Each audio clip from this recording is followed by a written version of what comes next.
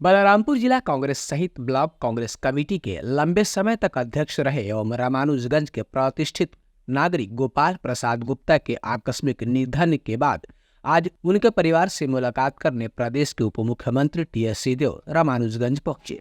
इस निजी कार्यक्रम के दौरान उन्होंने स्वर्गीय गोपाल प्रसाद गुप्ता के घर पर जाकर सर्वप्रथम उनके छायाचित्र पर पुष्पांजलि अर्पित कर उन्हें याद किया एवं उनके परिवारजनों से मुलाकात की। इस दौरान काफी संख्या में कांग्रेस जन एवं आम नागरिक उपस्थित रहे।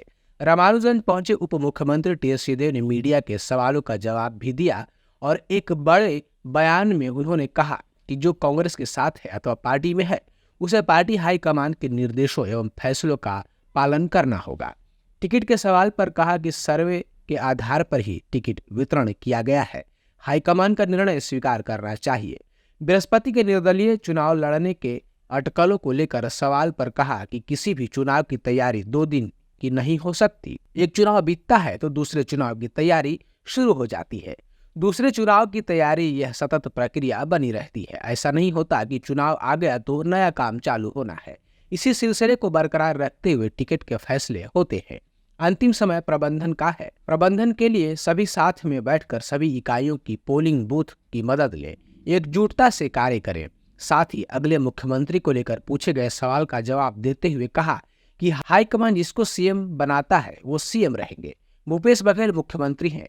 ज्वाइंट लीडरशिप में हम चुनाव लड़ रहे हैं जिसकी अगुवाई भूपेश बघेल कर रहे हैं।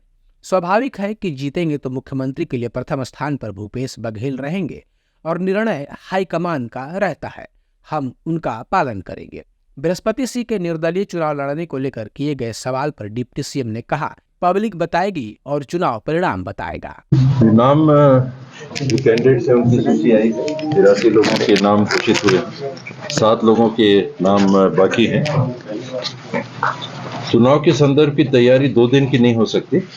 एक चुनाव बीतता है तो अगले चुनाव की तैयारी चालू हो जाती है। जो आप काम करते हैं, लोगों से संपर्क करते हैं, ये सतत प्रक्रिया बनी रहती है। ऐसा नहीं होता कि चुनाव आ गया तो नया काम चालू होना है। इसी सिलसिले को बरकरार रखते हुए अंतिम समय प्रबंधन का है, तो प्रबंधन के लिए सभी साथ में बैठ के जिम्मेदारियां अपने अपने क्षेत्र में इकाइयों की पोलिंग बूथ की लेंगे। कांग्रेस से जुड़ने की जिनकी भावना है तो उनको कांग्रेस हाईकमांड का निर्णय स्वीकार करना चाहिए और कांग्रेस परिवार के दायरे में बने रहना चाहिए। व्यक्तिगत बातें अलग होती हैं कि मैं की बात होगी तो फिर वो पार्टी की बात नहीं रह जाती।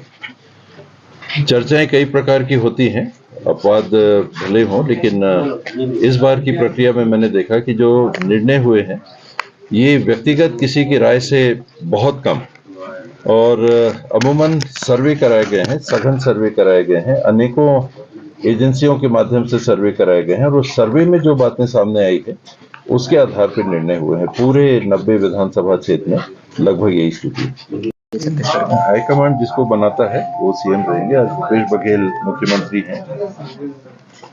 एक जॉइंट लीडरशिप में हम लोग ये चुनाव लड़ रहे हैं जिसमें अगुवाई भूपेश बघेल कर रहे हैं, तो स्वाभाविक है कि जीतेंगे तो पंक्ति में प्रथम स्थान पे भूपेश बघेल रहेंगे और निर्णय हाईकमान का रहता है और जो भी वो निर्णय करेगा हाईकमान, हम लोग सब उसका पालन करेंगे। बृहस्पति सिंह तो पब्लिक बताएगा और चुनाव परिणाम बताएगा।